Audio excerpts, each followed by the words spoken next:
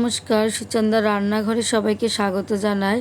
আজকে যে মাছটা দেখতে পাচ্ছেন এটা একদম পুকুরে টাটকা তাজা মাছ। আর এই মাছ দিয়ে আমি ফিশ ফ্রাই বানিয়ে দেখাবো।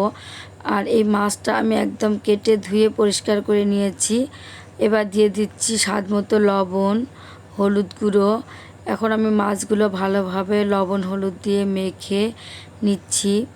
তো মেখে নেওয়ার পর আপনারা দেখতেই পাচ্ছেন মাছের কালারটা খুব সুন্দর এসেছে। এখন আমি কড়াইতে তেল দিয়ে দিলাম। তো তেল গরম হওয়ার পর আমি মাছগুলো একটু একটু করে ছেড়ে দিচ্ছি। আর মাছ আমি একবারে দিব না, একটা একটা করেই দিব। আমি 3টা মাছ একবারে ভেজে নিব। আমি এখানে 6 পিস মাছ নিয়েছি।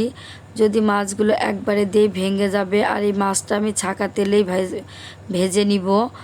তো এই মাছগুলো আমি আস্তে আস্তে উল্টে পাল্টে ভেজে নিচ্ছি। দেখতেই পাচ্ছেন মাছগুলোর আকৃতি অনেকটাই বড়, পিসগুলো অনেক বড় করে কাটা হয়েছে। তো মাছগুলো দেখেন আমি একদম কড়া করে ভেজে নিয়েছি। এখন আমি মাছগুলো একটু একটু করে তুলে নিব।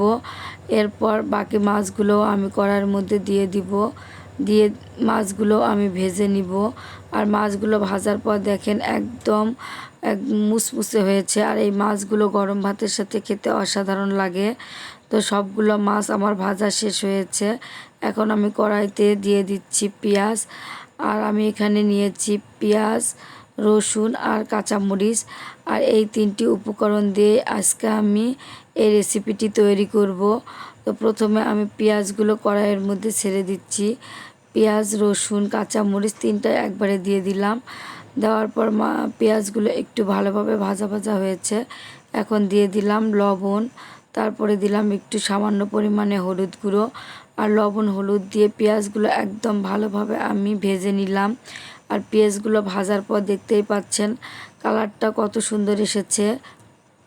আপনারা হয়তো বা মনে করবেন ফিশ ফ্রাই আবার কি এমন কি, আমরা একটু তেল দিয়ে ভেজে নিলেই তো ফিশ ফ্রাই হয়ে যাবে। আসলেই তাই, কিন্তু তার মধ্যে যদি একটু পেঁয়াজ, রসুন, কাঁচামরিচ দিয়ে ফিশ ফ্রাইটা তৈরি করা যায় তাহলে খেতে অসাধারণ লাগে। আর এই ফিশ ফ্রাইটা থাকলে আপনার তরকারি বা ডালের কোনো প্রয়োজন হবে না।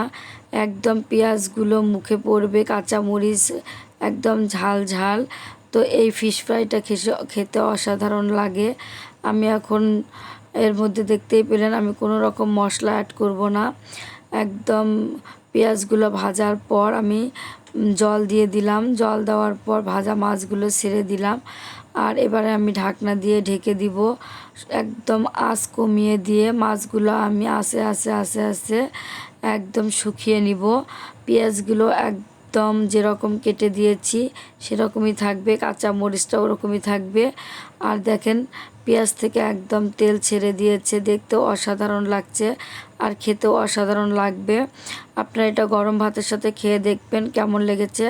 আজকের আমার রেসিপিটি যদি ভালো লাগে অবশ্যই লাইক দিবেন, কমেন্ট করবেন, শেয়ার করবেন আর সাবস্ক্রাইব করে আমার পাশে থাকবেন। সবাইকে ধন্যবাদ।